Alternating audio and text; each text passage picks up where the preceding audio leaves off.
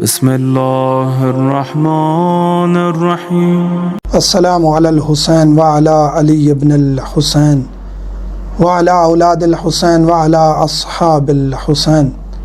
عزاداران امام حسین علیہ السلام، محرم الحرام کے دروس جاری ہیں۔ محرم الحرام کا مہینہ جاری ہے۔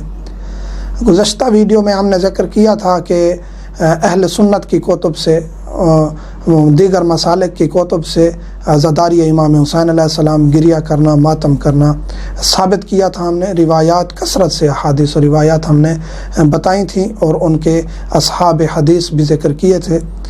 آج ہم ذکر کریں گے کہ ائمہ علیہم السلام نے کیا اجر ذکر کیا ہے اور کیا امام حسین علیہ السلام کی ذات پر ماتم کرنا اور خون بہانا جائز ہے یا نہیں ہے۔ امام حسین علیہ السلام کی ذات پر جزع و بکا کرنا باعث ثواب ہے۔ صادق آل محمد فرماتے ہیں کل الجزع والبکا مکروہ الا الجزع والبکا علی الحسین علیہ الصلاۃ والسلام۔ ہر جزع و بکا، جو شدت کے ساتھ اپنے آپ کو مارنا پیٹنا، یہ مکروہ ہے سوائے امام حسین علیہ السلام کی ذات پر۔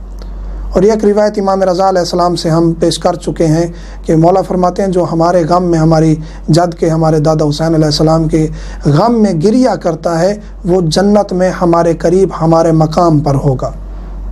تو یہ خوش قسمتی کی بات ہے کہ وہ انسان جو ساری زندگی گناہ بھی کرتا ہے لیکن معافی مانگ کے ذکر حسین علیہ السلام میں شامل ہوتا ہے، واجبات ادا کرنے کی کوشش کرتا رہتا ہے، وہ جنت میں قرب اہل بیت میں ہو، جوار اہل بیت میں ہو، ائمہ علیہم السلام کا ہمسایہ ہو، تو یہ اس سے بڑی کیا بات ہو سکتی ہے۔ اجر ہے مولا حسین علیہ السلام کی ذات کے ساتھ منسوب، ان کی زیارت کے ساتھ، ان کی عزاداری کے ساتھ۔ تو انسان کو ہر لمحات عزاداری کے ضائع نہیں ہونے دینے چاہیے۔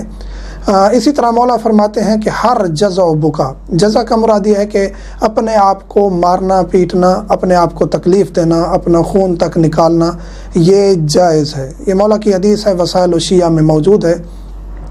اسی طرح کامل الزیارات میں روایت ہے کہ جناب زینب سلام اللہ علیہ امام سجاد علیہ السلام کے پاس تشریف لاتی ہیں اور کہتی ہیں بیٹا میں سن رہی ہوں کہ آپ اپنے آپ کو غم میں حسین علیہ السلام میں بہت زیادہ تکلیف دیتے ہو۔ تو مولا سجاد علیہ السلام کا جملہ دردناک ہے، کہتے ہیں پھوپھی جان میرے بس میں نہیں ہے کہ میں اس سے زیادہ کچھ کر سکوں۔ یعنی کہ یہاں مولا فرما رہے ہیں کہ اگر انسان اپنے آپ کو مار سکتا، بالکل ختم کر سکتا، تو وہ بھی میں کر لیتا، لیکن شریعت میں یہ جائز نہیں ہے۔ وقت کے امام بہتر جانتے ہیں کہ یہ جائز نہیں ہے۔ اسی طرح جو زنجیر زنی کرتے ہیں، جو کمع زنی کرتے ہیں، ایک چیز خیال میں رکھیں، ذہن میں رکھیں کہ خودکشی حرام ہے۔ اگر آپ کو پتہ چلتا ہے زنجیر اور کمع کے درمیان کہ میری حالت خراب ہو رہی ہے، تو اس وقت آپ کو آگے زنجیر چلانا یا کمع چلانا جائز نہیں ہوتا، کیونکہ ممکن ہے آپ کی جان چلی جائے تو پھر آپ کا وہ قدم درست نہیں ہوگا۔ تو مولا کہتے ہیں کہ پھوپھی میرے بس میں نہیں ہے میں اس سے زیادہ کچھ کر سکوں۔ جناب زینب کہتی ہیں کہ اتنا زیادہ گریہ و ماتم و بکا اور خون بہانا، اپنے آنسو۔ اسی طرح امام زمان علیہ السلام، آخری وقت کے ہمارے امام جو ہیں، وہ زیارت ناہیہ کے جملے ہیں کہ مولا حسین علیہ السلام پر خون روتے ہیں۔ تو اس کا مطلب ہے خون نکالنا امام حسین علیہ السلام کے لیے جائز ہے، باعث ثواب ہے۔ اتنا دردناک مرحلہ تھا کربلا کا کہ جس کے گواہ ہیں اہل بیت علیہم السلام، اور انہی کی سیرت یہ ہے کہ انہوں نے اپنے آپ کو چوٹ بھی پہنچائی ہے، اپنا خون بھی نکالا ہے، اپنے آپ پر اتنا ماتم برپا کیا ہے کہ دیکھنے والے کہتے کہ اے فرزند رسول اتنا بکا، اتنا گریہ۔ تو یہ روایات موجود ہیں تواتر کے ساتھ کہ جزع و بکا اور شدت کے ساتھ جزع و بکا جو ہے وہ اہل بیت علیہم السلام پر، مولا حسین علیہ السلام کی ذات پر جائز ہے، باعث ثواب ہے، اس میں کوئی حرج نہیں ہے۔ گزشتہ ویڈیو میں بھی ہم ذکر کر چکے ہیں کہ ایک صحابی ہیں احد کے مقام پر، جناب رسول کریم کے جب دندان مبارک شہید ہو گئے تو انہوں نے اپنے تمام دانت اپنے ہاتھوں سے توڑ دیے۔ بہت تکلیف دہ مرحلہ ہوتا ہے اپنے دانتوں کو توڑنا۔ دانت توڑے، خون نکلا، رسول نے ان کو دعا دی۔ تو ایسی کافی روایات ہیں جو ثابت کرتی ہیں کہ مولا حسین علیہ السلام پر گریہ کرنا، ماتم کرنا جائز ہے، حتیٰ کہ اپنا خون بہانا بھی جائز ہے۔ اب آتے ہیں کہ کچھ ہمارے مومنین اعتراض کرتے ہیں کہ یہ زنجیر چلانا، کما زنی کرنا یہ اسلام کے منافی ہے اور لوگ اسلام سے ہٹ رہے ہیں۔ ایسی بات نہیں ہے، عزاداری تحفظ کرتی ہے شیعت کا، اور اکثر لوگ اسی عزاداری کی وجہ سے شیعہ ہوتے ہیں، اور ان کو پتہ ہوتا ہے یہ زنجیر کیوں چلا رہے ہیں، یہ کما زنی کیوں کر رہے ہیں۔ اپنے آپ کو کون مارتا ہے؟ حتیٰ کہ اپنا کوئی قریبی بھی چلا جائے تو انسان تلوار اٹھا کے اور زنجیر اٹھا کے اپنے آپ کو نہیں مارتا۔ یہ تو عشق حسین ہے، یہ مودت اہل بیت ہے، جس میں ہم نکلتے ہیں اپنے آپ کو، ہم کاٹتے ہیں، اپنا خون بہاتے ہیں۔ یہ مودت ہے، یہ عشق ہے، یہ جائز ہے، باعث ثواب ہے۔ تو ان کو میں مومنین کو درخواست کروں گا کہ روایات اہل بیت علیہم السلام کے بعد ان کا نتیجہ نکال کے دینے والے ہیں نائب امام، مراجع عظام، مجتہدین۔ اب ہم آتے ہیں کہ ان کی جن کی ہم تقلید کرتے ہیں ان کے فتوے پر عمل کریں۔ اکثر مراجع عظام، اکثر و بیشتر مراجع عظام جائز قرار دیتے ہیں اپنا خون بہانا، زنجیر چلانا، کما زنی کرنا، اکثر مراجع عظام۔ اب آتے ہیں ہم آیت اللہ سستانی دامہ ظلہ کی طرف، وہ فرماتے ہیں، وہ خاموش ہیں اس مسئلے میں، ایک مصلحت کے تحت مرجع جب خاموش ہو جاتا ہے، حتیٰ کہ ائمہ علیہم السلام مختلف ادوار میں خاموش رہے ہیں بعض مقامات پر، اور مومنین کو کہہ دیا ہے کہ آپ جس طرح بھی حتیٰ کہ دوسرے مسالک کے مطابق بھی اعمال انجام دیتے ہیں تو آپ کے لیے مجزی ہے، ٹھیک ہے، ہم اس کے ضامن ہیں۔ تو ایک مصلحت کے تحت سید علی سستانی خاموش ہیں اس مسئلے میں، تو جب ایک مرجع خاموش ہو جاتے ہیں تو ان کا مقلد دوسرے مرجع عالم کی طرف اس مسئلے میں رجوع کرتا ہے۔ تو ہم مقلد آیت اللہ سستانی دامہ ظلہ کے ہم رجوع کرتے ہیں آیت اللہ وحید خراسانی، آیت اللہ اسحاق فیاض، ان مراجع عظام کی طرف، تو یہ جواز کا فتویٰ دیتے ہیں۔ ہر انسان کی اپنی تحقیق ہے کہ دوسرا عالم اس کے نزدیک کون ثابت ہے۔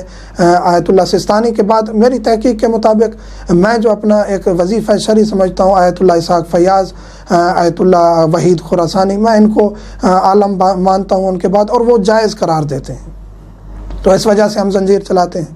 اب آتے ہیں آغا رہبر سید علی خامنہئی دامہ ظلہ کی طرف، تو وہ فرماتے ہیں کہ میں وظیفہ شرعی کو سمجھتے ہوئے، حکم ثانوی کو سمجھتے ہوئے جائز قرار نہیں دیتا، کیونکہ مصلحت یہی ہے اس وقت کی کہ مومنین ایران میں ہوں یا خارج ایران وہ زنجیر نہ چلائیں تاکہ اتحاد بین المسلمین قائم رہے۔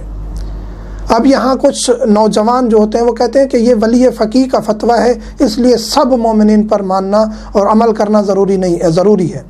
ایسا نہیں ہے میرے عزیز مومنین جوانان، یہ فتویٰ ان کے مقلدین تک خاص ہے۔ آیت اللہ خامنہئی ولی فقیہ ہیں تو آیت اللہ سستانی بھی ولی فقیہ ہیں۔ ہر مرجع تقلید ولی فقیہ ہوتا ہے، یہ نہیں ہوتا کہ ایک ولی فقیہ دوسرے ولی فقیہ کے تحت آ جائے، یا ایک مرجع کسی ولی فقیہ کے تحت آ جائے۔ اگر ایسا ہوتا تو پھر ان کی تقلید ہی ختم ہو جاتی۔ اگر آیت اللہ سستانی، آغا وحید یا اس طرح مراجع عظام کسی ولی فقیہ کے تحت آ جاتے تو پھر ان کی مرجعیت پر اشکال ہے، ان کی تقلید کرنا بھی جائز نہیں۔ تو ہمارے ولی فقیہ سید علی سستانی دامہ ظلہ ہیں، جو مقلد ہیں آغا رہبر دامہ ظلہ کے، وہ ان کے فتویٰ پر عمل کریں، اور جو مومنین جذبات میں آ کے گالیاں دیتے ہیں اور نعوذ باللہ من ذالک توہین کر جاتے ہیں علماء کی، مراجع عظام کی، ان سے درخواست کروں گا، یہ ایک مصلحت ہے، ایک وقت کی مصلحت ہے۔ اگر کوئی مرجع اس وقت کے مطابق فتویٰ دیتا ہے، اگر آپ ان کے مقلد نہیں ہیں، حتماً جب آپ اعتراض کر رہے ہیں تو آپ ان کے مقلد نہیں ہیں، تو پھر آپ ان پر اعتراض نہ کریں، ان کو ان کے مقلدین تک چھوڑ دیں۔ ان کی شخصیت ایک با برکت، با علم، با عمل شخصیت ہے۔